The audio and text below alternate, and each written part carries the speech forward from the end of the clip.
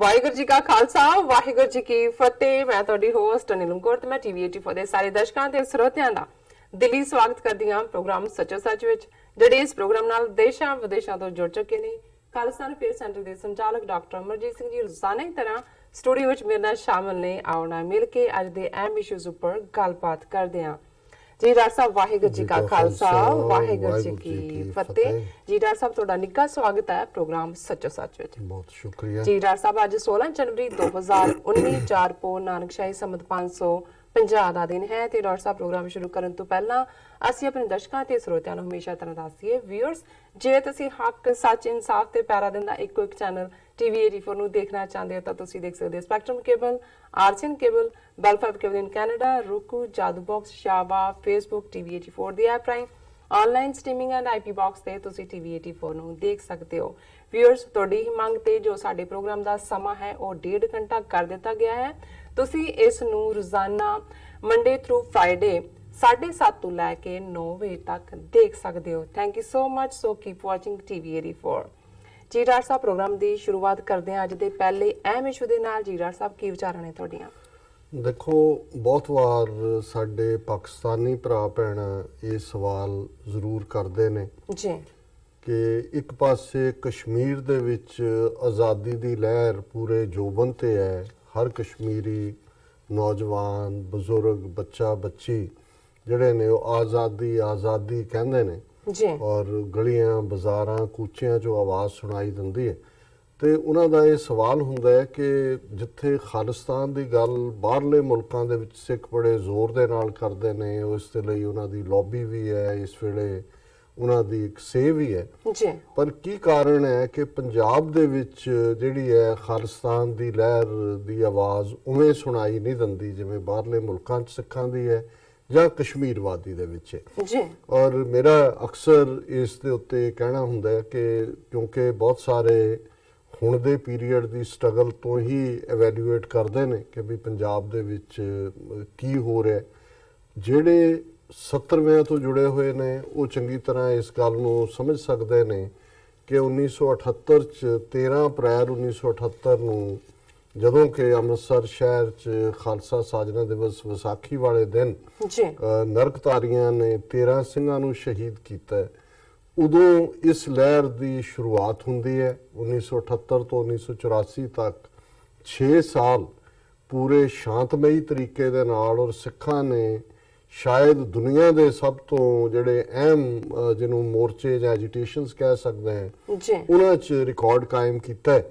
ਬੇਸ਼ੱਕ ਭਾਰਤ ਦੇ ਕੰਟੈਕਸਟ ਸਬ ਕੰਟੀਨੈਂਟ ਦੇ ਕੰਟੈਕਸਟ ਤੇ ਕੀਤਾ ਹੀ ਕੀਤਾ ਹੈ ਬਿਲਕੁਲ ਕਿ 2 ਸਾਲ ਜਿਹੜਾ ਧਰਮ ਯੁੱਧ ਮੋਰਚਾ 1982 ਤੋਂ 1984 ਤੱਕ ਚੱਲਿਆ, ਉਹਦੇ 'ਚ 2 ਲੱਖ ਤੋਂ ਜ਼ਿਆਦਾ ਸਿੱਖਾਂ ਨੇ ਗ੍ਰਿਫਤਾਰੀਆਂ ਦਿੱਤੀਆਂ।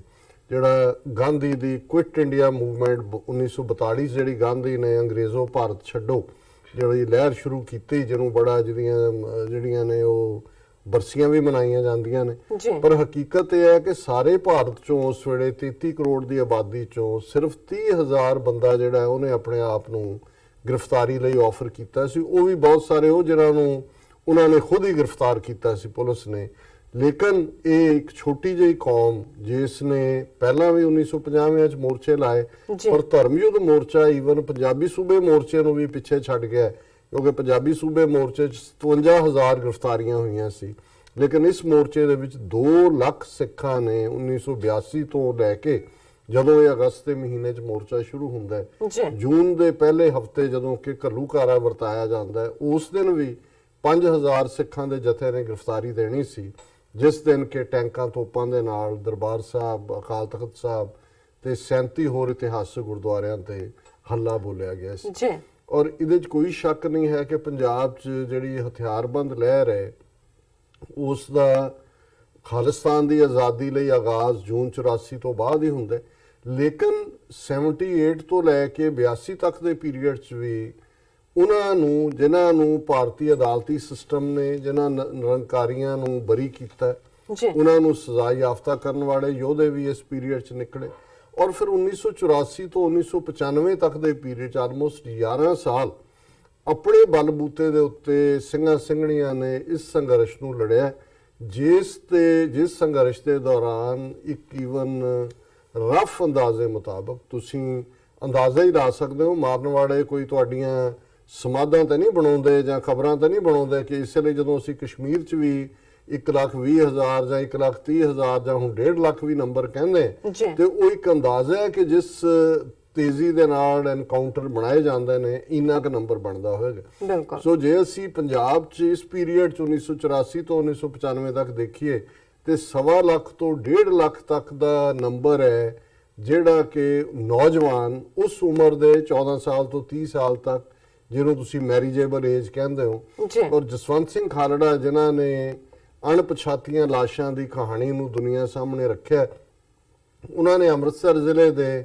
3 ਸ਼ਮਸ਼ਾਨ ਘਾਟਾਂ ਤੇ ਆਧਾਰਿਤ ਆਪਣੀ ਰਿਪੋਰਟ ਦੇ ਮੁਤਾਬਕ ਹੀ ਕਿਹਾ ਸੀ ਕਿ 2 ਸਾਲਾਂ ਦੇ ਵਿੱਚ ਜਿਹੜਾ ਹੈ ਉਹ 1992 ਤੋਂ 1994 ਤੱਕ ਅੰਮ੍ਰਿਤਸਰ ਜ਼ਿਲ੍ਹੇ ਦੇ 3 ਸ਼ਮਸ਼ਾਨ ਘਾਟਾਂ ਨੂੰ ਜੇ ਆਧਾਰ ਬਣਾਈਏ ਤੇ 25,000 ਤੋਂ ਜ਼ਿਆਦਾ ਅਣਪਛਾਤੀਆਂ ਲਾਸ਼ਾਂ ਬਣਾ ਦਿੱਤੇ ਗਏ। ਜੀ। ਸੋ ਅਸੀਂ ਇਹ ਸਮਝਦੇ ਹਾਂ ਕਿ ਇੱਕ ਛੋਟੀ ਕੌਮ ਚੋਂ ਜਿਹੜੀ ਕਿ ਆਲਰੇਡੀ ਜਿਹਦਾ 40% ਹੀ ਉਜੜ ਕੇ ਆਇਆ 47 ਦੇ ਵਿੱਚ, ਜਿਹਦਾ ਇੱਕ ਵੱਡਾ ਹਿੱਸਾ ਜਿਹੜਾ ਹੈ ਉਹਨਾਂ 32-33 ਸਾਲਾਂ 'ਚ 47 ਤੋਂ ਲੈ ਕੇ 37 ਸਾਲਾਂ 'ਚ ਅਜੇ ਆਰਥਿਕ ਤੌਰ ਤੇ ਸਟਰਗਲਿੰਗ ਸੀ। ਜੀ।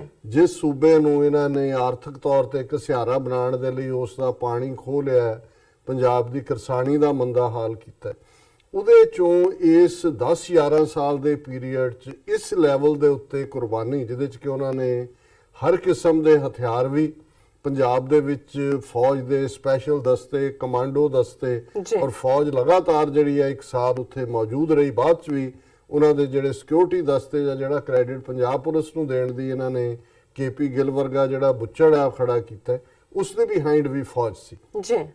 ਸੋ ਜ਼ਾਹਰ ਹੈ ਕਿ ਈਵਨ ਇਸ ਦਹਾਕੇ 'ਚ 1.5 ਲੱਖ ਸਿੱਖ ਨੌਜਵਾਨਾਂ ਦੀਆਂ ਕੁਰਬਾਨੀਆਂ ਵੀ ਸਿੱਖਾਂ ਦੇ ਮਨੋਬਲ ਨੂੰ ਤੋੜ ਨਹੀਂ ਸਕੀਆਂ। ਔਰ ਇਹ ਜਦੋਂ ਕਿ ਇੱਕ ਤੋਂ ਬਾਅਦ ਇੱਕ ਉੱਥੇ ਕਿਲਰ, ਕਦੇ ਰੋਬੈਰੋ ਆ ਗਿਆ DGP ਬਣ ਕੇ, ਕਦੇ ਕੋਈ ਹੋਰ ਆ ਗਿਆ, ਉਹਨਾਂ ਦਾ ਇਹ ਦਾਵਾ ਹੁੰਦਾ ਸੀ ਜੀ ਇੰਨੇ 100 A ਕਲਾਸ ਟੈਰਰਿਸਟ ਹੈ, ਇੰਨੇ 100 B ਕਲਾਸ ਹੈ, ਇੰਨੇ 100 C ਹੈ। ਲੇਕਿਨ ਹਜ਼ਾਰਾਂ ਦੀ ਗਿਣਤੀ 'ਚ ਮਾਰਨ ਦੇ ਬਾਵਜੂਦ ਜੇ ਕਿਸੇ ਦਾ ਭਰਾ ਵੱਡਾ ਸ਼ਹੀਦ ਹੁੰਦਾ ਸੀ 18-20 ਸਾਲ ਦੀ ਉਮਰ ਦਾ, ਤੇ 14 ਸਾਲ ਦਾ ਭਰਾ ਜਿਹੜਾ ਉਹ ਆ ਕੇ ਸਿੰਘਾਂ ਦੇ ਨਾਲ ਰਲ ਜਾਂਦਾ ਸੀ ਕਿ ਅਸੀਂ ਆਜ਼ਾਦੀ ਲਈ ਲੜਨਾ। ਜੀ। ਹੁਣ ਜਿਹੜੀ ਗੱਲ ਅਸੀਂ ਇਸ ਪਹਿਲੇ ਸੈਗਮੈਂਟ ਦੇ ਵਿੱਚ ਓਪਨਿੰਗ ਸਾਡਾ ਟੌਪਿਕ ਹੈ ਕਿ ਡਰੱਗ ਵਾਰਫੇਅਰ ਇਨ ਪੰਜਾਬ। ਜੀ। ਔਰ ਕਿਸ ਅੰਦਾਜ਼ 'ਚ ਜਿਹੜਾ ਕੰਮ ਭਾਰਤੀ ਫੌਜ, ਭਾਰਤੀ ਸੁਰੱਖਿਆ ਦਸਤੇ, ਉਹਨਾਂ ਦੀ ਕਿਲਰ ਪੁਲਿਸ ਨੌਜਵਾਨੀ ਨੂੰ ਮਾਰ ਕੇ ਨਹੀਂ ਕਰ ਸਕੀ, ਉਹ ਉਹਨਾਂ ਨੇ ਉਸ ਅੰਦਾਜ਼ ਵਿੱਚ ਕਰ ਦਿੱਤਾ ਹੈ ਜਿਸ ਨੂੰ ਬੇਸ਼ੱਕ ਜਦੋਂ ਅਸੀਂ ਅੱਡ-ਅੱਡ ਸਭਿਅਤਾਵਾਂ ਦੇ ਵਿੱਚ ਦੇਖਦੇ ਹਾਂ ਜਾਂ ਅੱਡ-ਅੱਡ ਮੁਲਕ ਜਿਨ੍ਹਾਂ ਨੇ ਦੂਸਰਿਆਂ ਨੂੰ ਕੰਟਰੋਲ ਕੀਤਾ ਔਰ ਫਿਰ ਕਿਵੇਂ ਉਹਨਾਂ ਨੇ ਉਹਨਾਂ ਦੀ ਜਵਾਨੀ ਨੂੰ ਜਾਂ ਉਹਨਾਂ ਲੋਕਾਂ ਨੂੰ ਨਸ਼ੇ ਦੇ ਵਿੱਚ ਲਾਇਆ। ਜੀ। ਤੇ ਅੱਜ ਪੰਜਾਬ ਜਿਹੜਾ 1995-96 ਤੋਂ ਬਾਅਦ ਕਿਵੇਂ ਬੜੇ ਸਿਸਟਮੈਟਿਕ ਢੰਗ ਦੇ ਨਾਲ ਪੰਜਾਬ ਦੇ ਵਿੱਚ ਭਾਰਤੀ ਏਜੰਸੀਆਂ ਨੇ 2 ਤਰੀਕੇ ਦੇ ਨਾਲ ਉਹਨਾਂ ਨੇ ਦੇਖਿਆ। ਉਹਨਾਂ ਨੇ ਕਿਹਾ ਕਿ ਵੀ ਇਹ ਡਾਇਰੈਕਟ ਚੈਲੰਜ ਕਰਕੇ ਅਸੀਂ ਇਹਨਾਂ ਨੂੰ ਸਬਡਿਊ ਨਹੀਂ ਕਰ ਸਕਦੇ। ਸੋ ਉਹਨਾਂ ਨੇ 2 ਜਿਹੜੇ ਹੈ ਸੈਪਰੇਟ ਫਰੰਟਸ ਦੇ ਉੱਤੇ ਪੰਜਾਬ ਦੇ ਖਿਲਾਫ ਔਰ ਸਿੱਖ ਜਵਾਨੀ, ਸਿੱਖਾਂ ਦੇ ਖਿਲਾਫ ਵਾਰਫੇਅਰ ਆਰੰਭੀ। ਔਰ 2 ਵੀ ਜਿਵੇਂ 3 ਕਵਾਂ ਜ਼ਿਆਦਾ ਬਿਹਤਰ ਹੋਏਗਾ। ਇੱਕ ਤਾਂ ਉਹਨਾਂ ਨੇ ਸਾਡੀ ਤਹਿਜ਼ੀਬ ਜਿਹੜੀ ਪੰਜਾਬੀ, ਜਿੱਥੇ ਅੱਖ ਦੀ ਸ਼ਰਮ ਹੈ, ਜਿੱਥੇ ਜਿਹੜੀਆਂ ਔਰਤਾਂ ਦੇ ਵਿੱਚ ਇੱਕ ਇਖਲਾਕ, ਇੱਕ ਤਹਿਜ਼ੀਬ, ਜਿਸ ਨੂੰ ਉਹ ਹਿੰਦੂ ਹੋਏ, ਸਿੱਖ ਹੋਏ, ਮੁਸਲਮਾਨ ਹੋਏ, ਇਹ ਜਦੋਂ ਪ੍ਰੋਫੈਸਰ ਮੋਹਨ ਸਿੰਘ ਵਰਗੇ ਕਹਿੰਦੇ ਨੇ ਕਿ ਦੇਸ਼ ਮੇਰੇ ਦੀਆਂ ਨੱਡੀਆਂ ਕੁੜੀਆਂ, ਸ਼ਰਮ ਹਿਆ ਦੀਆਂ ਬੱਧੀਆਂ ਪੁੜੀਆਂ। ਸੋ ਜ਼ਾਹਰ ਹੈ ਸ਼ਰਮ ਤੇ ਹਿਆ ਇਹ ਸਾਡੀ ਤਹਿਜ਼ੀਬ ਦਾ ਹਿੱਸਾ ਹੈ ਹਜ਼ਾਰਾਂ ਸਾਲਾਂ ਤੋਂ। ਔਰ ਜਿਵੇਂ ਪੁਲਿਸ ਨੇ ਫਿਰ ਆਪਣੇ SSP ਲੈਵਲ ਦੇ ਉੱਤੇ ਕਲਚਰਲ ਮੇਲਿਆਂ ਦੇ ਨਾਂ ਥੱਲੇ ਜਿਵੇਂ ਲਚਰਪੁਣਾ ਲਿਆਂਦਾ, ਜਿਵੇਂ ਅਸ਼ਲੀਲਤਾ, ਵਾਹਿਯਾਤੀਅਤ ਲਿਆਂਦੀ, ਕਿਵੇਂ ਉਹਨਾਂ ਨੇ ਆਪਣੇ ਉਸ ਕਿਸਮ ਦੇ ਜਿਹੜੇ ਉਹ ਸਿੰਗਰ ਜਿਹੜੇ ਕਿ ਸਿਰਫ ਤੇ ਸਿਰਫ ਵਲਗਰ ਗਾਉਂਦੇ ਸੀ, ਉਹਨਾਂ ਨੂੰ ਲਿਆ ਕੇ ਉਹਨਾਂ ਨੇ ਅਖਾੜੇ ਲਵਾਏ, ਮੇਲੇ ਲਵਾਏ। ਔਰ ਇਸ ਸਾਰੇ ਦਾ ਜਿਹੜਾ ਇਹ ਆਪਣੇ ਆਪ ਨੂੰ ਜਿਹੜਾ ਇਹਨਾਂ ਨੇ ਕਿ ਜੀ ਅਸੀਂ ਕਲਚਰ ਨੂੰ ਜਿਹੜਾ ਕਿ ਦੱਬ ਗਿਆ ਅਸੀਂ ਵਾਪਸ ਲਿਆਂਦਾ ਹੈ, ਮਤਲਬ ਸੀ ਕਿ ਪੰਜਾਬ ਦੀ ਜਵਾਨੀ ਨੂੰ ਇਹਨਾਂ ਨੇ ਬੜੇ ਸਿਸਟਮੈਟਿਕ ਤਰੀਕੇ ਦੇ ਨਾਲ ਉਸ ਕਿਸਮ ਦਾ ਉਹ ਸੌਂਗ ਕਲਚਰ, ਉਸ ਕਿਸਮ ਦਾ ਵੀਡੀਓ ਕਲਚਰ, ਉਸ ਕਿਸਮ ਦੀ ਵਾਹਿਯਾਤੀਅਤ ਜਿਹੜੀ ਹੈ ਉਹਨਾਂ ਨੇ ਪੰਜਾਬ ਦੇ ਪਿੰਡੂ ਹਲਕਿਆਂ ਦੇ ਵਿੱਚ ਖਾਸ ਤੌਰ ਤੇ ਔਰ ਉਹਨਾਂ ਇਲਾਕਿਆਂ 'ਚ ਜਿੱਥੇ ਜਿੱਥੇ ਕਿ ਸਾਡੀ ਲਹਿਰ ਦਾ ਜ਼ੋਰ ਸੀ ਉਸ ਨੂੰ ਉਹਨਾਂ ਨੇ ਲਿਆ ਕੇ ਲੋਕਾਂ ਨੂੰ ਜਵਾਨੀ ਨੂੰ ਇਸ ਪਾਸੇ ਤੋਰਿਆ। ਜੀ ਦੂਸਰਾ ਉਹਨਾਂ ਦਾ ਹਮਲਾ ਸੀ ਡਰੱਗ ਵਾਰਫੇਅਰ ਕਿ ਵੀ ਉਹਨਾਂ ਨੇ ਬੜੇ ਸਿਸਟੇਮੈਟਿਕ ਤਰੀਕੇ ਦੇ ਨਾਲ ਪੰਜਾਬ ਦੇ ਵਿੱਚ ਕ੍ਰੈਕ ਕੋਕੇਨ ਹੈਰੋਇਨ ਔਰ ਇਸ ਕਿਸਮ ਦੀਆਂ ਡਰੱਗਸ ਲਿਆਂਦੀਆਂ ਔਰ ਸਿੰਥੈਟਿਕ ਡਰੱਗਸ। ਔਰ ਇਹ ਸ਼ਸ਼ੀ ਕਾਂਤ ਜਿਹੜੇ ਡਾਇਰੈਕਟਰ ਜਨਰਲ ਪ੍ਰਿਜ਼ਨਸ ਰਹੇ ਨੇ ਉਹਨਾਂ ਨੇ ਟੀਵੀ 84 ਤੇ ਹੀ ਸਭ ਤੋਂ ਪਹਿਲਾਂ ਇਨਕਸ਼ਾਫ ਕੀਤਾ ਸੀ ਕਿਉਂਕਿ ਉਹ ਜੇਲ੍ਹਾਂ ਬਾਰੇ ਚੰਗੀ ਤਰ੍ਹਾਂ ਜਾਣਦੇ ਸੀ। ਔਰ ਉਹਨਾਂ ਦਾ ਇਹ ਕਹਿਣਾ ਸੀ ਕਿ ਵੱਡਾ ਵਪਾਰ ਜੇਲ੍ਹਾਂ 'ਚੋਂ ਵੀ ਰਨ ਹੁੰਦਾ ਹੈ ਤੇ 60,000 ਕਰੋੜ ਦੀ ਡਰੱਗ ਬਿਜ਼ਨਸ ਹੈ ਪੰਜਾਬ ਦੇ ਵਿੱਚ, ਜਿਸ ਨੂੰ ਉਹ ਵੱਡੇ ਟੌਪ ਦੇ ਜਿਹੜੇ ਲੀਡਰ ਨੇ ਸਾਰੀਆਂ ਹੀ ਪੋਲੀਟੀਕਲ ਪਾਰਟੀਆਂ ਦੇ, ਅਕਾਲੀਆਂ ਔਰ ਕਾਂਗਰਸ ਦੇ ਖਾਸ ਤੌਰ ਤੇ, ਜਿਹਦੇ 'ਚ ਬਿਊਰੋਕਰੈਟ ਵੀ ਸ਼ਾਮਲ ਨੇ, ਜਿਹਦੇ 'ਚ ਹਾਇਰ ਪੁਲਿਸ ਆਫੀਸ਼ੀਅਲ ਵੀ ਸ਼ਾਮਲ ਨੇ ਔਰ ਜਿਸ ਨੂੰ ਬੜੇ ਸਿਸਟੇਮੈਟਿਕ ਤਰੀਕੇ ਦੇ ਨਾਲ ਜਿਹੜਾ ਪੰਜਾਬ ਦੇ ਵਿੱਚ ਲਿਆਂਦਾ ਗਿਆ। ਔਰ ਇਹ ਜਿਹੜੀ ਡਰੱਗ ਵਾਰਫੇਅਰ 1995-96 ਦੇ ਨੇੜੇ ਜਿਹੜੀ ਹੈ ਬੜੇ ਜ਼ੋਰ ਦੇ ਨਾਲ ਸ਼ੁਰੂ ਕੀਤੀ ਗਈ, ਅੱਜ ਕਿਸ ਮੁਕਾਮ ਤੱਕ ਇਹ ਪਹੁੰਚ ਚੁੱਕੀ ਹੈ।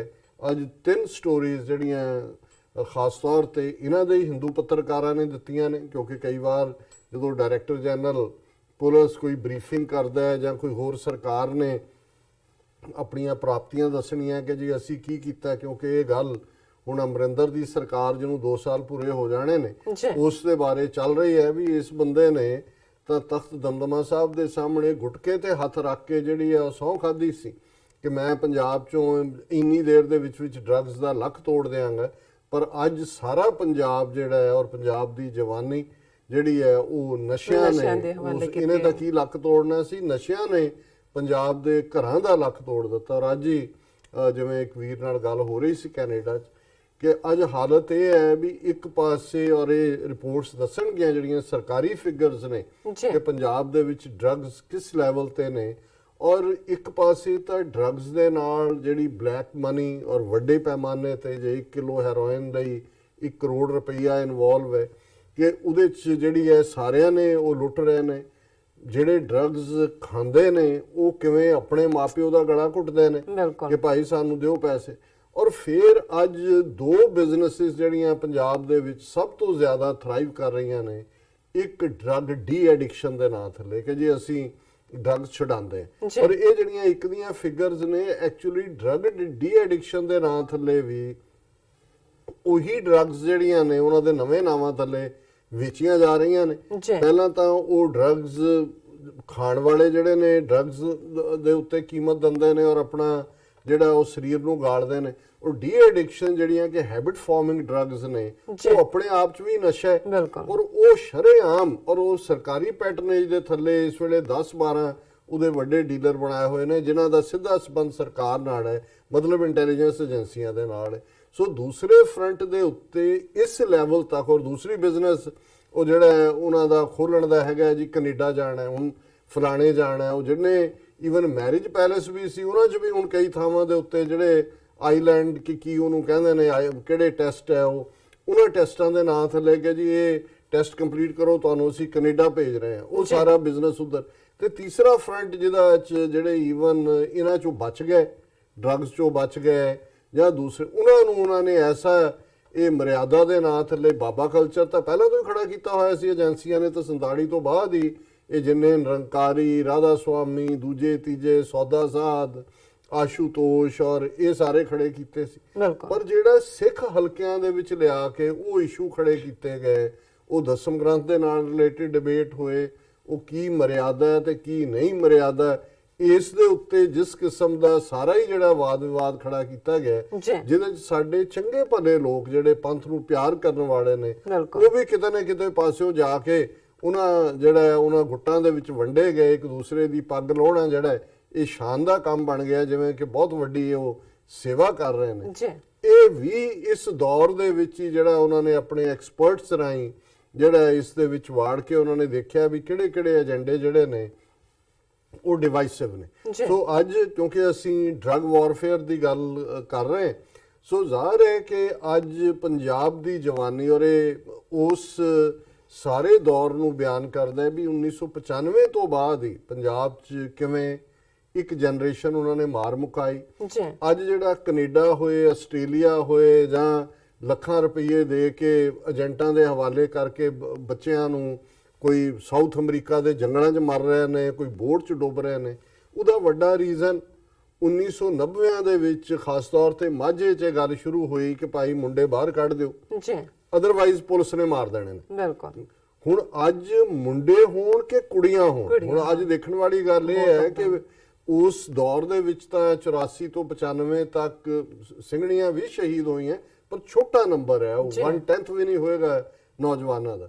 ਲੇਕਿਨ ਅੱਜ ਜਦੋਂ ਅਸੀਂ ਪੰਜਾਬ ਦੇ ਵਿੱਚ ਡਰੱਗ ਐਡਿਕਟਸ ਦੀ ਉਮਰ ਦੇਖਦੇ ਹਾਂ, ਉਹ 12-13 ਸਾਲ ਤੋਂ ਸਕੂਲ ਗੋਇੰਗ ਏਜ ਤੋਂ ਸ਼ੁਰੂ ਹੋ ਜਾਂਦਾ ਹੈ, ਔਰ 60% ਦੇ ਕਰੀਬ ਮੁੰਡੇ ਨੇ, 40% ਦੇ ਕਰੀਬ ਕੁੜੀਆਂ ਨੇ ਜੀ। ਔਰ ਜਿਹੜਾ ਦੂਸਰਾ ਉਹਨਾਂ ਨੇ ਲਚਰਪੁਣੇ ਦਾ ਸ਼ੁਰੂ ਕੀਤਾ ਸੀ, ਉਹ ਤਾਂ ਇੱਕ ਪੰਜਾਬ ਦੇ ਵਿੱਚ ਇੱਕ ਇੰਡਸਟਰੀ ਬਣਾ ਕੇ, ਕਦੇ ਇਹ ਸੁਣਦੇ ਸੀ ਕਿ ਬੰਬੇ ਦੇ ਵਿੱਚ ਰੈੱਡ ਲਾਈਟ ਏਰੀਆ ਜਾਂ ਚੱਕਲੇ ਨੇ ਜਾਂ ਦੂਜੇ ਨੇ, ਅੱਜ ਪੰਜਾਬ ਦੇ ਵੱਡੇ ਸ਼ਹਿਰ ਜਿਹੜੇ ਨੇ ਉਹ ਇਸ ਕਿਸਮ ਦੇ ਜਿਹੜੇ ਨੇ ਉਹਨਾਂ ਦੇ ਹੈੱਡਕੁਆਰਟਰ ਨੇ ਦੇ ਵਪਾਰ ਦੇ। ਔਰ ਉਹਦੇ 'ਚ ਕਿਉਂਕਿ ਜਦੋਂ ਡਰੱਗ ਨੂੰ ਕੋਈ ਮੁੰਡਾ ਜਾਂ ਕੁੜੀ ਲੱਗਦਾ ਔਰ ਉਹਨਾਂ ਦੇ ਲਈ ਫਿਰ ਘਰ ਵਾਲਿਆਂ ਦੇ ਕੋਲ ਵੀ ਇੱਕ ਸਟੇਜ ਆਉਂਦੀ ਹੈ, ਨਹੀਂ ਹੁੰਦੇ, ਫਿਰ ਉਹਨਾਂ ਦੇ ਲਈ ਇਹ ਜਿਹੜਾ ਕੰਮ ਹੈ ਇਸ ਤਰ੍ਹਾਂ ਹੀ ਪੈਸੇ ਬਣਾਉਣ ਦਾ ਇੱਕ ਜ਼ਰੀਆ ਹੁੰਦਾ, ਔਰ ਉਸ ਆਪਣੀ ਡਰੱਗ ਦੀ ਜਿਹੜੀ ਘਾਟ ਹੈ ਉਹਨੂੰ ਪੂਰਾ ਕਰਨ ਲਈ ਫਿਰ ਮੋਰਲਸ ਤਾਂ ਖਤਮ ਹੋ ਜਾਣ। ਸੋ ਜਦੋਂ ਤੁਸੀਂ ਕਿਸੇ ਸੁਸਾਇਟੀ ਨੂੰ ਇਸ ਹੱਦ ਤੱਕ ਖੋਖਲਾ ਕਰ ਦਿਓ, ਆਰਥਿਕਤਾ ਪੰਜਾਬ ਦੇ ਵਿੱਚ ਸਿੱਖਾਂ 'ਚ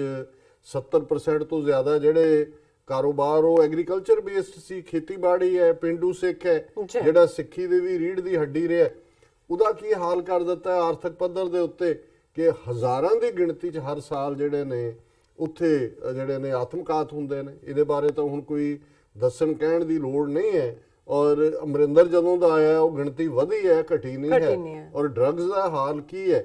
ਸੋ ਕੁੱਲ ਮਿਲਾ ਕੇ ਮੈਂ ਦੇਖਦਾ ਹਾਂ ਵੀ ਜਦੋਂ ਅਸੀਂ ਦੁਨੀਆ ਦੀ ਕਦੇ ਮੂਵਮੈਂਟਸ ਪੜ੍ਹਦੇ ਹੁੰਦੇ ਸੀ ਕਿ ਜੀ ਜਦੋਂ ਇੱਥੇ ਬਾਹਰਲੇ ਆਏ ਯੂਰਪੀਅਨਸ ਅਮਰੀਕਾ 'ਚ, ਭਾਵੇਂ ਕਿ ਇੱਥੋਂ ਦੇ ਰਹਿਣ ਵਾਲੇ ਜਿਹੜੇ ਸੀ ਉਹਨਾਂ ਨੇ ਬੜਾ, ਜਿਹੜੇ ਨੇਟਿਵ ਅਮਰੀਕਨ ਸੀ ਰੈੱਡ ਇੰਡੀਅਨ, ਉਹਨਾਂ ਨੇ ਬੜੀ ਜਿਹੜੀ ਹੈ ਖਾਤਰ ਤਵੱਜੋ ਕੀਤੀ, ਇਹਨਾਂ ਨੂੰ ਬ੍ਰੈਡਸ ਵੀ ਦਿੱਤੇ, ਇਹਨਾਂ ਨੂੰ ਪੋਟੇਟੋਜ਼, ਔਰ ਉਹ ਦੂਜਾ ਜਿਹੜਾ ਥੈਂਕਸਗਿਵਿੰਗ ਤੇ ਪੰਪਕਿਨ ਤੇ ਫਰਾਣਾ ਤੇ ਹੋਰ ਕੁਝ ਜਿਹੜਾ ਇਹਨਾਂ ਨੇ ਬਣਾ ਟਰਕੀ ਕੀਤਾ। ਲੇਕਿਨ ਇਵੈਂਚੁਅਲੀ ਜਦੋਂ ਇਹਨਾਂ ਦੀ ਨੀਅਤ ਵੱਧ ਹੋਈ, ਗਿਣਤੀ ਵਧਣੀ ਸ਼ੁਰੂ ਹੋਈ, ਤੇ ਇਹਨਾਂ ਨੇ ਫਿਰ ਹੌਲੀ ਹੌਲੀ ਬਹਾਦਰੀ 'ਚ ਉਹਨਾਂ ਦਾ ਮੁਕਾਬਲਾ ਨਹੀਂ ਸੀ ਕਰ ਸਕਦੇ।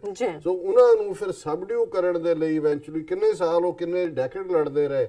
ਫਿਰ ਇਹਨਾਂ ਨੇ ਹੌਲੀ ਹੌਲੀ ਉਹਨਾਂ ਨਾਲ ਸਮਝੌਤੇ ਕੀਤੇ, ਉਹਨਾਂ ਨੂੰ ਏਰੀਆ ਦਿੱਤੇ ਵੀ ਇਹ ਏਰੀਆ ਤੁਹਾਡੇ ਨੇ, ਇੱਥੇ ਤੁਹਾਨੂੰ ਇਹ ਫਰੀडम ਹੈ ਜਿਹਨੂੰ ਰਿਜ਼ਰਵੇਸ਼ਨ ਕਿਹਾ ਜਾਂਦਾ ਹੈ ਅਮਰੀਕਾ ਦੇ ਵਿੱਚ।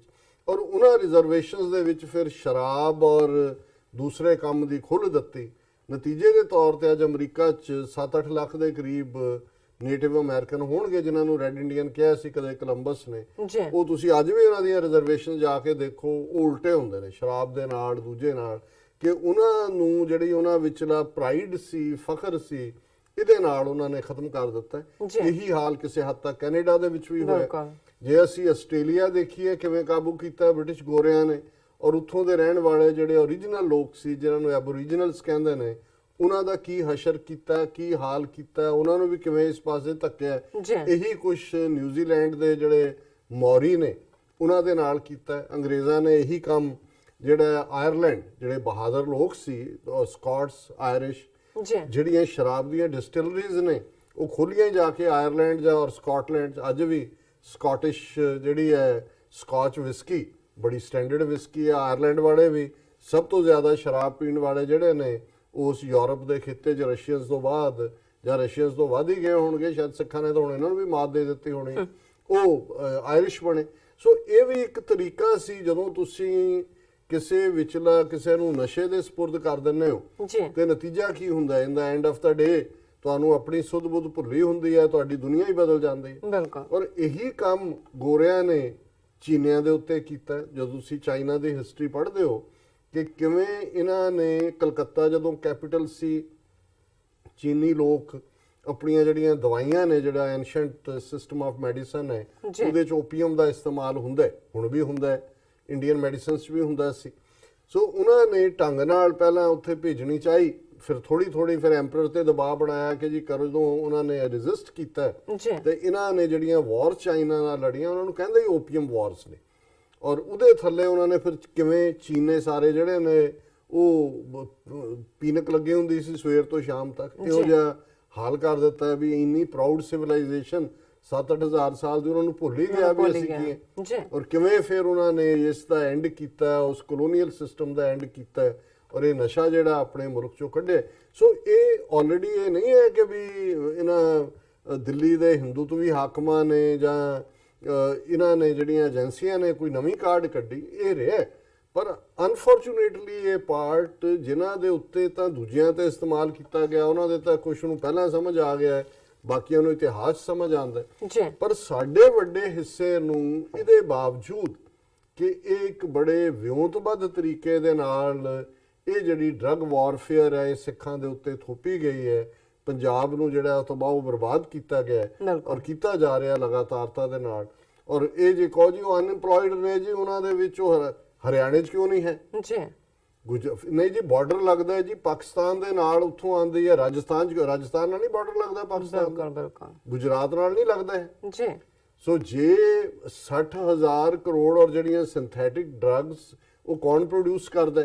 ਔਰ ਜੇ ਤੁਸੀਂ ਪਾਕਿਸਤਾਨ ਦਾ ਇਹਨੂੰ ਨਾਲ ਜੋੜਦੇ ਹੋ, ਜਿਹੜਾ ਪਾਕਿਸਤਾਨ ਦਾ ਪੰਜਾਬ ਨਾਲ ਬਾਰਡਰ ਲੱਗਦਾ ਉਹ ਤਾਂ ਉਹਨਾਂ ਨੇ ਕੰਡਿਆਲੀ ਤਾਰ ਲਾਈ ਹੋਈ ਹੈ, ਉਹਦੇ ਤੇ ਕਰੰਟ ਛੱਡਿਆ ਹੋਇਆ 24 ਘੰਟੇ, ਕੋਈ ਪਰਿੰਦਾ ਕੋਈ ਚਰਿੰਦਾ ਜਿਹੜਾ ਉੱਥੋਂ ਗੁਜ਼ਰ ਨਹੀਂ ਸਕਦਾ। ਫਿਰ ਕੌਣ ਲਿਆ ਰਿਹਾ ਹੈ ਡਰੱਗਸ ਪੰਜਾਬ 'ਚ? ਜੇ ਤੁਹਾਡਾ ਇਹਨੂੰ ਕਹੋ ਜੀ golden triangle Iran, Afghanistan, Pakistan ਇਸ ਤੋਂ ਨਿਕਲਦੀ ਹੈ। ਸੋ ਜ਼ਾਹਿਰਾ ਤੌਰ ਦੇ ਉੱਤੇ ਔਰ ਜਿਹੜੀ ਪੰਜਾਬ ਪੁਲਿਸ ਨੇ ਚੁਣ ਕੇ 3 ਟਾਇਰ ਕਿਲਿੰਗਸ ਦੇ ਨਾਂ ਥੱਲੇ ਉਹਨਾਂ ਨੇ ਰਿਸ਼ਤੇਦਾਰ ਵੀ ਮਾਰ ਦਿੱਤੇ ਉਹਨਾਂ ਜੁਝਾਰੂ ਸਿੰਘਾਂ ਦੇ ਜਿਹੜੇ ਫਰੀडम ਦੀ ਸਟਰਗਲ 'ਚ ਲੱਗੇ ਹੋਏ ਸੀ। ਪੰਜਾਬ 'ਚ ਇਹਨਾਂ ਨੂੰ ਇਹ ਨਜ਼ਰ ਨਹੀਂ ਆਉਂਦਾ ਹੈ ਕਿ ਵੀ ਕੌਣ ਕਿੰਗ ਪਿੰਸ ਨੇ ਔਰ ਕਿਸ ਕਿਸਮ ਦੇ ਤਰੀਕੇ ਦੇ ਨਾਲ ਪੰਜਾਬ ਕੋਈ ਡਰੱਗ ਕੋਈ ਉੱਤੋਂ ਤਾਂ ਨਹੀਂ ਮੀਂਹ ਪੈਂਦਾ ਕਿ ਕਿਸੇ ਨੇ ਮੂੰਹ ਟੱਡਿਆ ਹੁੰਦਾ ਮੂੰਹ 'ਚ ਡਿੱਗ ਪੈਂਦੀ ਹੈ। ਡਰੱਗ ਕਿਤੇੋਂ ਆਉਂਦੀ ਹੈ, ਕਿਤੇ ਆ ਕੇ ਰੁਕਦੀ ਹੈ, ਫਿਰ ਉਸ ਦਾ ਕੋਈ ਸਪਲਾਇਰ ਹੈ, ਕੋਈ ਉਹਨੂੰ ਫਿਰ ਪਿੰਡਾਂ ਤੱਕ ਲੈ ਕੇ ਜਾਂਦਾ ਹੈ, ਫਿਰ ਉਹਨਾਂ ਦੇ ਸਟਰੀਟ ਪੈਡਲਰ ਨੇ, ਇੱਕ ਪੂਰਾ ਨੈਟਵਰਕ ਹੈ। ਹੁਣ ਜੇ ਤੁਸੀਂ ਸਟਰੀਟ ਪੈਡਲਰ ਜਿਹੜੇ ਨੇ ਉਹਨਾਂ 'ਚ ਫਿਰ ਉਹੀ ਮਾਸੂਮ ਵਿਚਾਰੇ ਗਰੀਬ ਮੁੰਡੇ ਕੁੜੀਆਂ ਹੁੰਦੇ ਨੇ ਜਿਨ੍ਹਾਂ ਨੂੰ ਇਹ ਹੁੰਦਾ ਹੈ ਵੀ ਚਲੋ ਨਾਲੇ ਜਿਹੜਾ ਉਹ ਖੁਦ ਖਾਣ ਨੂੰ ਮਿਲਦੀ ਹੈ, ਨਾਲੇ 4 ਪੈਸੇ ਬਣਦੇ ਨੇ, ਫੜੇ ਗਏ ਤਾਂ ਬੱਚੇ ਨੇ ਉਹਨਾਂ ਤੇ ਉਹ ਕਾਨੂੰਨ ਲਾਗੂ ਨਹੀਂ ਹੁੰਦਾ। ਸੋ ਇਹ ਜਿਹੜਾ ਸਾਰਾ ਹੀ ਸਿਸਟਮ ਹੈ ਔਰ ਜਦੋਂ ਇਹ ਹੁੰਦਾ ਜੀ ਕ੍ਰੈਕ ਡਾਊਨ ਹੋਇਆ, ਫਲਾਣੇ ਨੂੰ ਫੜ ਲਿਆ, ਇੱਥੋਂ 2000 ਫੜ ਲਿਆ ਬੰਦਾ, ਉਹ ਜਾਂ ਅਮਲੀ ਫੜੇ ਹੁੰਦੇ ਨੇ ਜਿਹੜੇ ਡਰੱਗ ਅਫੀਮ ਵਾਲੇ ਨੇ ਤੇ ਜਾਂ ਉਹ ਸਟਰੀਟ ਪੈਡਲਰ ਹੁੰਦੇ ਨੇ।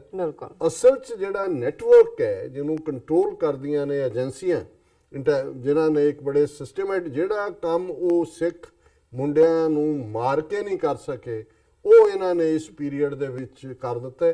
ਔਰ ਜੇ ਅੱਜ ਵੀ ਅਸੀਂ ਪੰਜਾਬ ਦੇ ਵਿੱਚ ਕਿਸੇ ਵੀ ਜ਼ਿੰਮੇਵਾਰ ਦੇ ਨਾਲ ਇਸ ਬਾਰੇ ਗੱਲ ਕਰਦੇ ਹਾਂ, ਉਹ ਕਹਿੰਦੇ ਨੇ ਜੀ ਪਹਿਲਾਂ ਇੱਥੇ ਡਰੱਗਸ ਤੋਂ ਤਾਂ ਜਾਨ ਛਡਾ ਲਓ, ਆਜ਼ਾਦੀ ਤੇ ਜਾਂ ਦੂਸਰਾ ਤਾਂ ਫਿਰ। ਹਾਲਾਂਕਿ ਉਹਨਾਂ ਨੂੰ ਬਹੁਤਿਆਂ ਨੂੰ ਇਹ ਸਮਝ ਨਹੀਂ ਹੈ ਕਿ ਵੀ ਡਰੱਗਸ ਹੀ ਇਸ ਲਈ ਨੇ ਵੀ ਆਜ਼ਾਦੀ ਨਹੀਂ ਹੈ। ਜਾਂ ਉਹ ਕਹਿਣਗੇ ਜੀ ਬੇਰੁਜ਼ਗਾਰ ਨੇ ਜੀ, ਇੱਥੋਂ ਬੱਚੇ ਭੱਜਦੇ ਜਾਂਦੇ ਨੇ ਕੈਨੇਡਾ ਦੂਜੇ ਤੀਜੇ ਬਾਹਰਲੇ ਮੁਲਕਾਂ, ਜਿਨ੍ਹਾਂ ਨੂੰ ਰੋਕੋ। ਹੁਣ ਜਿਹੜਾ ਕਾਰਨ ਉਦੋਂ ਸੀ ਕਿ ਭਾਈ ਮੁੰਡਿਆਂ ਕੁੜੀ ਨੂੰ ਜਿਹੜਾ ਬਾਹਰ ਕੱਢ ਲਓ ਨਹੀਂ ਤਾਂ ਪੁਲਿਸ ਨੇ ਮਾਰ ਦੇਣਾ, ਹੁਣ ਮਾਪਿਓ ਦਾ ਇਹ ਜ਼ੋਰ ਲੱਗਾ ਹੋਇਆ ਹੈ ਵੀ ਜ਼ਮੀਨਾਂ ਗਹਿਣੇ ਪਾ ਕੇ ਵੀ ਮੁੰਡੇ ਕੁੜੀਆਂ ਨੂੰ ਵੀ, ਕਿਉਂਕਿ ਉਹ ਵੀ ਇਕੁਅਲੀ ਡਰੱਗ ਐਡਿਕਟ ਹੋ ਰਹੀਆਂ ਨੇ ਕਿ ਇੱਥੋਂ ਬਾਹਰ ਕੱਢੋ ਨਹੀਂ ਤਾਂ ਇਹਨਾਂ ਨੇ ਡਰੱਗ ਖਾ ਕੇ ਮਰ ਜਾਣਾ। ਔਰ ਇਹ ਜਿਹੜੀਆਂ ਫਿਗਰਸ ਅੱਜ ਦੇ ਇਸ ਪੁਆਇੰਟ ਤੇ ਮੈਂ ਹੁਣ ਡਿਸਕਸ ਕਰਨ ਲੱਗਾ, ਇਹ ਪਹਿਲੀ ਖਬਰ ਹੀ ਹੈ ਟ੍ਰਿਬਿਊਨ ਦੀ ਔਰ ਇਹਨੂੰ ਕੀਤਾ ਵੀ ਵਿਸ਼ਵ ਭਾਰਤੀ ਨਾਂ ਦੇ ਕਿਸੇ ਨਾਨ ਸਿੱਖ ਪੱਤਰਕਾਰ ਨੇ ਕਿ ਡੀ ਐਡਿਕਸ਼ਨ ਸੈਂਟਰਸ ਦੇ ਵਿੱਚ ਕੀ ਚੱਲ ਰਿਹਾ ਹੈ। ਉਹਨਾਂ ਨੇ ਕਿਹਾ ਜੀ ਸਕੇਅਰੀ numbers 4,000 tablets an hour sale of habit forming drugs in Taran alone। ਇਕੱਲੇ ਤਰਨਤਾਰਨ ਦੇ ਵਿੱਚ ਹੀ ਜਿਹੜੀਆਂ ਡਰੱਗ ਡੀ ਐਡਿਕਸ਼ਨ ਦੇ ਨਾਂ ਥੱਲੇ ਐਕਚੁਅਲੀ ਜਿਹੜੀ ਆਪਣੇ ਕਿਸਮ ਦੀ ਐਡਿਕਸ਼ਨ ਹੈ ਔਰ ਮੈਂ ਸਮੇਂ ਦੀ ਲਿਮਿਟੇਸ਼ਨ ਨੂੰ ਦੇਖਦੇ ਆ ਜ਼ਿਲ੍ਹਿਆਂ ਦੀ ਰਿਪੋਰਟ ਪੜ੍ਹਨਾ ਚਾਹੁੰਦਾ ਵੀ ਇਹ ਜਿਹੜੀਆਂ ਡਰੱਗਸ ਨੇ ਡੀ ਐਡਿਕਸ਼ਨ ਦੇ ਨਾਂ ਥੱਲੇ ਕਿੰਨੇ ਲੱਖ ਜਿਹੜੀਆਂ ਨੇ ਇਸ ਸਾਰੇ ਪੀਰੀਅਡ ਦੇ ਵਿੱਚ ਵਿਕੀਆਂ ਨੇ। ਔਰ ਇਹ ਜਿਹੜੀ ਰਿਪੋਰਟ ਹੈ ਇਹ ਪੰਜਾਬ ਦੇ FDA ਜਿਹਨੂੰ ਕਿ ਇਹ Punjab food and drug administration ਕਹਿੰਦੇ ਨੇ ਉਹਦੀ ਰਿਪੋਰਟ ਹੈ।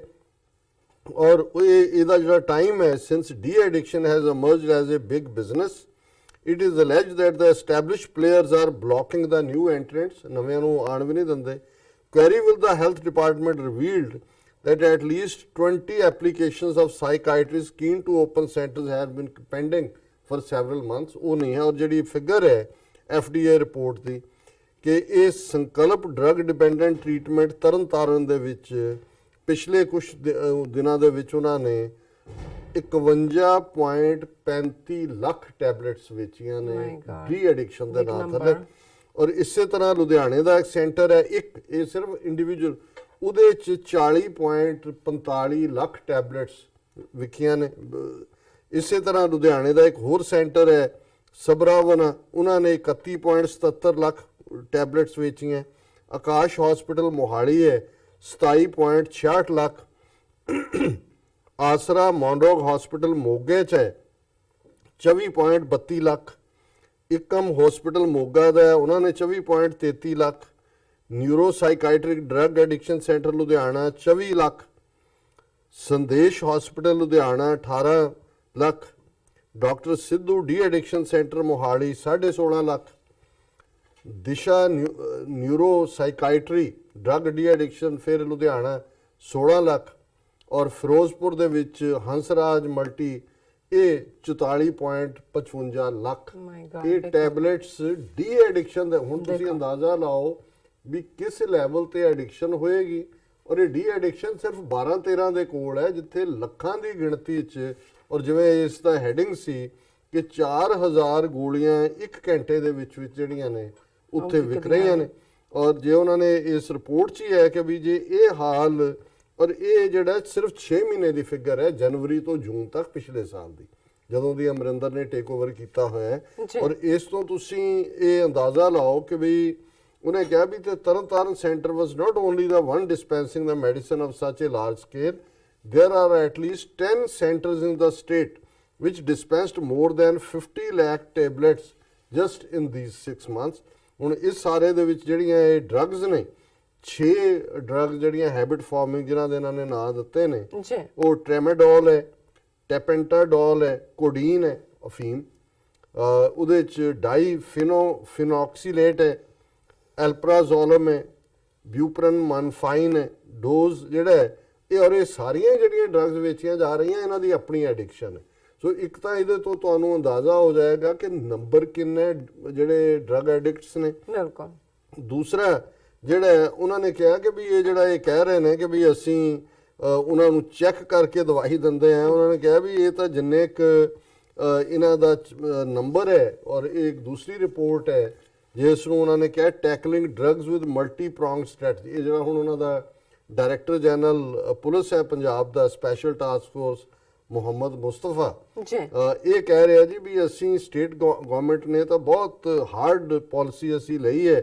ਅਸੀਂ we have arrested 25,579 persons in connection with drug peddling in the past 20 months and recovered 573.86 kilogram heroin from their possession. ਇਹ ਡੀਜੀਪੀ ਪੰਜਾਬ ਦਾ ਕਹਿ ਰਿਹਾ ਜਿਹੜਾ ਟਾਸਕ ਫੋਰਸ ਹੈ ਕਿ ਜੀ ਅਸੀਂ 26,000 ਬੰਦਾ ਅਪਰੋਕਸੀਮੇਟਲੀ ਫੜਿਆ ਦੇਖੋ ਜਿਹੜੇ ਡਰੱਗ ਪੈਡਲ ਕਰ ਰਹੇ ਨੇ। ਔਰ ਇਹ ਉਹੀ ਨੇ ਜਿਹੜੇ ਆਮ ਹੋਣਗੇ ਬੱਚੇ ਬੱਚੀਆਂ ਜਿਨ੍ਹਾਂ ਨੂੰ ਚੁਕਾ ਦਿੰਦੇ ਨੇ ਕਿ ਵੀ ਤੁਸੀਂ ਉੱਥੇ ਪਹੁੰਚਾ ਦਿਓ। ਔਰ ਉਹਨੇ ਕਿਹਾ ਜੀ ਉਹਨਾਂ ਤੋਂ ਅਸੀਂ 573.86 ਕਿਲੋ ਜਿਹੜੀ ਹੈਰੋਇਨ ਹੈ 1 ਕਿਲੋ 1 ਕਰੋੜ ਦੀ ਉਹ ਅਸੀਂ ਬਰਾਮਦ ਕੀਤੀ ਹੈ। ਜੇ ਇੰਨੀ ਬਰਾਮਦ ਕੀਤੀ ਹੈ ਤੇ ਇੰਨੇ ਹਜ਼ਾਰ ਡਰੱਗ ਡੀ ਐਡਿਕਸ਼ਨ ਲਈ ਆਉਂਦੇ ਨੇ, ਸਪਲਾਈ ਕਿੰਨੀ ਹੋਈ ਹੈ ਤਾਂ 150th ਵੀ ਉਹ ਤਾਂ ਉਹਨਾਂ ਨੂੰ ਸ਼ੋਅ ਕਰਨਾ ਪੈਂਦਾ ਕਿ ਜੇ ਅਸੀਂ ਕੀਤਾ ਕਿਸ ਲੈਵਲ ਦੇ ਉੱਤੇ ਇਹਨਾਂ ਨੇ ਡਰੱਗ ਜਿਹੜੀਆਂ ਨੇ ਪੰਜਾਬ ਦੇ ਵਿੱਚ ਇਹ ਲਿਆਂਦੀਆਂ। ਉਹਨਾਂ ਨੇ ਕਿਹਾ ਜੀ apart from that we have recovered synthetic drug cocaine and charas from the peddlers. ਇਹ ਤਾਂ ਇੱਕ ਹੈ ਜਿਹੜੀ ਸਿਰਫ ਉਹਨਾਂ ਨੇ ਹੈਰੋਇਨ ਫੜੀ ਹੈ। ਬਾਕੀ ਜਿਹੜੇ ਨੇ the recovery of banned tablets and capsules is said to be whooping 1.8 crore by the police and total of 21,430 cases had been registered. ਹੁਣ ਇਹ ਤੁਸੀਂ ਕੇਸ ਕਿੰਨੇ ਰਜਿਸਟਰ ਨੇ, ਫੜੇ ਕਿੰਨੇ ਗਏ ਨੇ, ਇਹ ਸਾਰੇ ਤੋਂ ਹੀ set the entire programme in connection with the fight against drugs was being monitored. ਫਿਰ ਉਹਨੇ ਕਿਹਾ ਜੀ ਕਿ ਵੀ ਇਹ ਜਿਹੜੇ ਅਸੀਂ ਇਨੀਸ਼ੀਏਟਿਵ ਲਏ ਨੇ ਉਸ ਦੇ ਵਿੱਚ ਅਸੀਂ we have anti-narcotic cells in all 27 commissionerate districts and monthly monitoring of enforcement is being ensured through a comprehensive performer. ਫਿਰ ਐਂਡ 'ਚ ਉਹਨੇ ਕਿਹਾ ਜੀ approximately 3 lakh drug addicts have been treated in both government and private de-addiction rehabilitation centers in the state. ਜੀ ਇਹ DGP ਕਹਿ ਰਿਹਾ ਜੀ 3 ਲੱਖ ਬੰਦੇ ਨੂੰ ਅਸੀਂ ਟ੍ਰੀਟ ਕਰਤਾ ਹੈ। ਹੁਣ ਤੁਸੀਂ ਅੰਦਾਜ਼ਾ ਲਾਓ ਵੀ ਇਹ ਜੇ ਇਹਨਾਂ ਦੀ ਫਿਗਰ ਹੀ ਮੰਨ ਲਓ ਕਿ 3 ਲੱਖ ਨੌਜਵਾਨ ਜਿਹੜਾ ਹੈ, ਉਹ ਡਰਗ ਐਡਿਕਟ ਬਣਿਆ, ਜੀ ਫਿਰ ਡੀ ਐਡਿਕਸ਼ਨ ਦੇ ਨਾਂ ਥੱਲੇ ਬਣਿਆ, ਔਰ ਕਿੰਨੇ ਨੇ ਜਿਹੜੇ ਟ੍ਰੀਟਮੈਂਟ ਸੈਂਟਰ ਤੱਕ ਪਹੁੰਚ ਹੀ ਨਹੀਂ ਸਕਦੇ, ਔਰ ਟ੍ਰੀਟਮੈਂਟ ਸੈਂਟਰਾਂ ਦੇ ਵਿੱਚ ਕਿਸ ਹੱਦ ਤੱਕ ਜਾ ਕੇ ਇਹ ਸੌਦਾ ਵੇਚਿਆ ਜਾ ਰਿਹਾ ਹੈ, ਬਿਲਕੁਲ। ਔਰ ਇਸ ਸਾਰੇ ਨੂੰ ਕਿਹਦੀ ਸਰਪ੍ਰਸਤੀ ਥੱਲੇ ਕੀਤਾ ਜਾ ਰਿਹਾ ਜ਼ਾਹਰ ਹੈ ਇੰਟੈਲੀਜੈਂਸ ਏਜੰਸੀਆਂ ਦੇ। ਔਰ ਦੂਸਰੀ ਖਬਰ ਜਦੋਂ ਇਹਦੇ ਨਾਲ ਅਸੀਂ ਦੇਖਦੇ ਹਾਂ ਕਿ ਪੰਜਾਬ ਪੁਲਿਸ ਦਾ director general police Suresh Arora, ਜਿਹੜਾ ਉਹਨਾਂ 8-10 ਪੁਲਿਸ ਅਫਸਰਾਂ ਦੇ ਵਿੱਚ ਸ਼ਾਮਲ ਹੈ ਜਿਨ੍ਹਾਂ ਨੇ 1980 ਔਰ 90 ਦੇ ਵਿੱਚ ਸਿੱਖ ਨੌਜਵਾਨ ਝੂਠੇ ਪੁਲਿਸ ਮੁਕਾਬਲਿਆਂ 'ਚ ਮਾਰੇ, ਜਿਨ੍ਹਾਂ 'ਚ ਸੁਮੇਧ ਸੈਣੀ, ਸੁਰੇਸ਼ ਅਰੋੜਾ, ਇਹ ਜਿਹੜਾ ਮੁਹੰਮਦ ਮੁਸਤਫਾ, ਇਜ਼ਹਾਰ ਆਲਮ, ਚਟੋਪਧਿਆਏ, ਸਵਰਨਾ ਘੋਟਣਾ, ਸੁਰਜੀਤ ਗਰੇਵਾਲ, ਇਹ ਸਾਰੇ ਹੋਰ ਵੀ ਇਸ ਨਸਲ ਦੇ ਜਿਹੜੇ ਨੇ, ਅਜੀਤ ਸੰਧੂ। ਜੀ ਹੁਣ ਇਸੇ ਹੀ ਸੁਰੇਸ਼ ਅਰੋੜੇ ਨੂੰ ਬਾਦਲ ਨੇ, ਜਦੋਂ ਕਿ ਸੁਮੇਧ ਸੈਣੀ ਜਿਹਨੇ ਹਜ਼ਾਰਾਂ ਨੌਜਵਾਨ ਮਾਰੇ ਸੀ, ਉਹਨੂੰ ਡੀਜੀਪੀ ਬਣਾਇਆ ਹੋਇਆ ਸੀ ਪੁਲਿਸ ਦਾ। ਔਰ 2015 ਜਦੋਂ ਗੁਰੂ ਗ੍ਰੰਥ ਸਾਹਿਬ ਦੀ ਬੇਅਦਬੀ ਦੀਆਂ ਘਟਨਾਵਾਂ ਦੇ ਉੱਤੇ ਸਿੱਖਾਂ ਦੇ ਵਿੱਚ ਰੋਸ ਆਇਆ, ਉਹਨਾਂ ਦੀ ਮਜਬੂਰੀ ਬਣ ਗਈ ਕਿ ਵੀ ਇਹਨੂੰ ਜਿਹੜਾ ਉਹਦਾ ਮਹਿਕਮਾ ਬਦਲ ਕੇ ਵਿਜੀਲੈਂਸ 'ਚ ਭੇਜ ਦਿੱਤਾ। ਔਰ ਸੁਰੇਸ਼ ਅਰੋੜੇ ਨੂੰ ਜਿਹੜਾ another killer of the Sikh youth ਜੀ ਪੰਜਾਬ ਪੁਲਿਸ ਦੇ ਵਿੱਚ ਲਿਆਂਦਾ।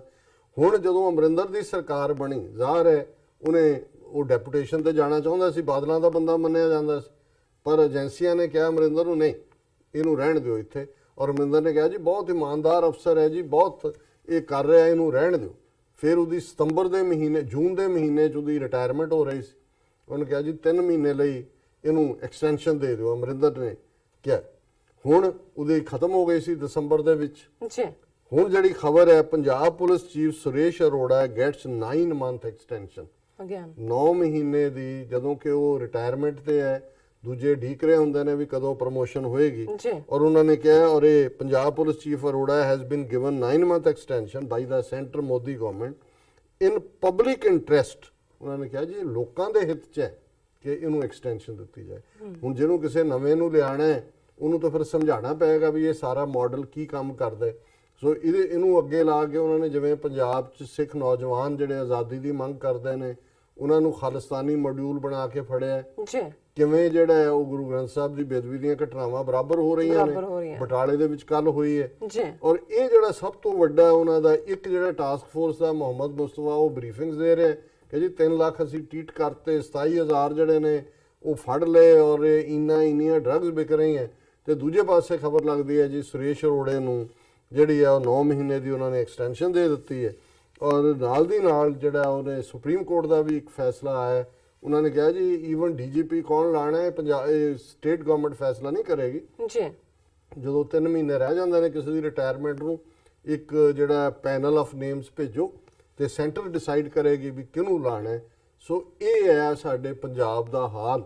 ਔਰ ਜਿਹੜੀ ਗੱਲ ਬਿਗਨਿੰਗ 'ਚ ਮੈਂ ਕਹੀ ਸੀ ਕਿ ਜਿਹੜੇ ਸਾਡੇ ਵੀਰ ਭੈਣਾਂ ਦਾ ਇਹ ਕੰਸਰਨ ਹੁੰਦਾ ਹੈ ਕਿ ਪੰਜਾਬ ਦੇ ਵਿੱਚੋਂ ਇਹ ਗੱਲ ਕਿਉਂ ਨਹੀਂ ਉੱਠ ਰਹੀ, ਇਹ ਪੰਜਾਬ ਦੀ ਜਵਾਨੀ ਦਾ ਹਾਲ ਕੀਤਾ ਹੋਇਆ ਹੈ ਕਿ ਭਾਈ ਉਹਨਾਂ ਨੂੰ ਤਾਂ ਫਿਕਰ ਹੈ। ਕੋਈ ਜਿਹੜੇ ਨੇ ਕਦੇ 90 ਦੇ ਵਿੱਚ ਉਹ ਕਵਿਸ਼ਰੀ ਪੜ੍ਹਦੇ ਸੀ ਕਿ ਭਾਈ ਬਾਲਣ ਢੋ ਸਾਡੇ ਬਾਲਣ ਮੁੱਕ ਗਏ ਤੇ ਰੋ ਸਾਡੇ ਅਥਰੂ ਸੁੱਕ ਗਏ। ਉਸ ਜਨਰੇਸ਼ਨ ਦਾ ਉਸ ਸਿਵਿਆਂ ਦੇ ਵਿੱਚ ਸਾੜ ਕੇ ਜਾਣ ਪਛਾਤੀਆਂ ਲਾਸ਼ਾਂ ਦੇ ਨਾਲ ਉਹਨਾਂ ਦੇ ਅਥਰੂ ਸੁੱਕ ਗਏ। ਤੇ ਅੱਜ ਦੀ ਜਨਰੇਸ਼ਨ ਜਿਹੜੇ ਜਵਾਨ ਬੱਚਿਆਂ ਦਾ ਜਾਣਾ ਮਾਪਿਓ ਆਪਣੀਆਂ ਅੱਖਾਂ ਸਾਹਮਣੇ ਦੇਖ ਰਹੇ ਨੇ, ਉਜਾੜਾ ਵੀ ਪੈਸੇ ਦਾ ਹੋ ਰਿਹਾ, ਜਵਾਨੀ ਵੀ ਜਾ ਰਹੀ ਹੈ। ਔਰ ਸਰਕਾਰ ਔਰ ਇਹ ਜਿਹੜੇ ਸਾਰਾ ਐਡਮਿਨਿਸਟ੍ਰੇਸ਼ਨ ਹੈ, ਇਸ ਜ਼ੋਰ ਦੇ ਉੱਤੇ ਲੱਗਾ ਹੋਇਆ ਵੀ ਕਿਤੇ ਕੋਈ ਇਸ ਡਰੱਗ ਦੇ ਚੁੰਗਲ ਚੋਂ ਨਿਕਲ ਨਾ ਜਾਏ। ਇਹ ਸਾਡਾ, ਜਿਹਨੂੰ ਬਾਬਾ ਫਰੀਦ ਨੇ ਕਿਹਾ ਕਿ ਇਹੋ ਹਮਾਰਾ ਜੀਵਨ ਹੈ, ਤੂੰ ਸਾਹਿਬ ਸੱਚੇ ਦੇਖ। ਇਹ ਅੱਜ ਸਾਡੇ ਪੰਜਾਬ ਦਾ ਹਾਲ ਜੀ। ਡਾਕਟਰ ਸਾਹਿਬ ਬਿਲਕੁਲ ਤੁਹਾਡਾ ਬਹੁਤ ਬਹੁਤ ਸ਼ੁਕਰੀਆ। ਤੁਸੀਂ ਪਹਿਲਾ ਇਸ਼ੂ ਸਾਡੇ ਦਰਸ਼ਕਾਂ ਨਾਲ ਸਾਂਝਾ ਕੀਤਾ। ਰਹਿੰਦੇ ਇਸ਼ੂ ਆਪਾਂ ਬ੍ਰੇਕ ਤੋਂ ਬਾਅਦ ਡਿਸਕਸ ਕਰਦੇ ਹਾਂ। ਇੱਥੇ ਲੈਂਦੇ ਹਾਂ ਬ੍ਰੇਕ ਤੋਂ ਪਹਿਲਾਂ ਅਸੀਂ ਆਪਣੇ ਦਰਸ਼ਕਾਂ ਤੇ ਸਰੋਤਿਆਂ ਨੂੰ ਅਪੀਲ ਤੇ ਬੇਨਤੀ ਕਰਦੀ ਹੈ ਵਿਊਅਰਸ, ਜਿਸ ਤਰ੍ਹਾਂ ਕਿ ਤੁਸੀਂ ਜਾਣਦੇ ਹੋ ਕਿ ਟੀਵੀ 84 ਇੱਕ ਪੰਥਕ ਚੈਨਲ ਹੈ। ਟੀਵੀ 84 ਸਿੱਖਾਂ, ਕਸ਼ਮੀਰੀਆਂ ਤੇ ਭਾਰਤ ਦੀਆਂ ਨੌਰਥ ਈਸਟ ਸਟੇਟਾਂ ਦੇ ਲੋਕਾਂ ਦੇ ਸਵੈਨਿਰਣੇ ਦੇ ਹੱਕਾਂ ਦਾ ਹਾਮੀ ਹੈ। ਅਸੀਂ ਚਾਹਾਂਗੇ ਕਿ ਤੁਸੀਂ ਟੀਵੀ 84 ਦੀ ਚੜ੍ਹਦੀ ਕਲਾ ਲਈ ਵੱਧ ਤੋਂ ਵੱਧ ਡੋਨੇਟ ਕਰੋ। ਡੋਨੇਟ ਕਰਨ ਲਈ ਸਾਡੀ ਵੈਬਸਾਈਟ tv84.tv ਤੇ ਜਾ ਕੇ ਪੇਪਲ ਦੀ ਵਰਤੋਂ ਕਰਕੇ ਵਨ ਟਾਈਮ ਡੋਨੇਟ ਕਰ ਸਕਦੇ ਹੋ, ਮੰਥਲੀ ਡੋਨੇਟ ਵੀ ਕਰ ਸਕਦੇ ਹੋ। ਤੁਸੀਂ TV84 ਦੇ ਨਾਮ ਤੇ ਚੈੱਕ ਬਣਾ ਕੇ ਸਾਨੂੰ ਮੇਲ ਵੀ ਕਰ ਸਕਦੇ ਹੋ ਸਾਡੇ ਇਸ ਪਤੇ ਤੇ 36-0137 Avenue, Long Island City, New York 11101 USA, ਜਾਂ ਫਿਰ ਤੁਸੀਂ ਸਾਨੂੰ ਫੋਨ ਰਾਹੀਂ ਵੀ ਸੰਪਰਕ ਕਰ ਸਕਦੇ ਹੋ ਸਾਡੇ ਫੋਨ ਨੰਬਰ ਤੇ 5164060694। Thank you so much. ਅਸੀਂ ਆਪਣੇ ਦਰਸ਼ਕਾਂ ਨੂੰ ਵੀ ਦੱਸ ਦੇਣਾ ਚਾਹੁੰਦੇ ਹਾਂ ਜੋ ਸਾਡੇ ਪ੍ਰੋਗਰਾਮ ਦਾ ਸਮਾਂ ਹੈ ਉਹ 1.5 ਘੰਟਾ ਕਰ ਦਿੱਤਾ ਗਿਆ ਹੈ। ਤੁਸੀਂ ਇਸ ਨੂੰ ਰੋਜ਼ਾਨਾ 7:30 ਤੋਂ ਲੈ ਕੇ 9 ਵਜੇ ਤੱਕ ਦੇਖ ਸਕਦੇ ਹੋ। ਤੁਸੀਂ ਇਸ ਪ੍ਰੋਗਰਾਮ ਨੂੰ ਤੁਸੀਂ YouTube ਤੇ ਜਾ ਕੇ TV84 ਦੇ ਚੈਨਲ ਤੇ ਵੀ ਲਾਈਵ ਦੇ ਸਕਦੇ ਹੋ ਔਰ ਤੁਸੀਂ ਆਪਣੇ ਕਮੈਂਟ ਔਰ ਰਾਏ ਵੀ ਸਾਨੂੰ ਭੇਜ ਸਕਦੇ ਹੋ। ਔਰ ਅਸੀਂ ਇਹ ਵੀ ਗੁਜ਼ਾਰਿਸ਼ ਕਰਾਂਗੇ ਕਿ ਤੁਸੀਂ TV84 ਦੇ ਚੈਨਲ ਨੂੰ YouTube ਤੇ ਜਾ ਕੇ ਸਬਸਕ੍ਰਾਈਬ ਵੀ ਕਰੋ। Thank you so much viewers. ਮਿਲਦੇ ਹਾਂ ਛੋਟੇ ਜਿਹੇ ਵਕਫੇ ਤੋਂ ਬਾਅਦ।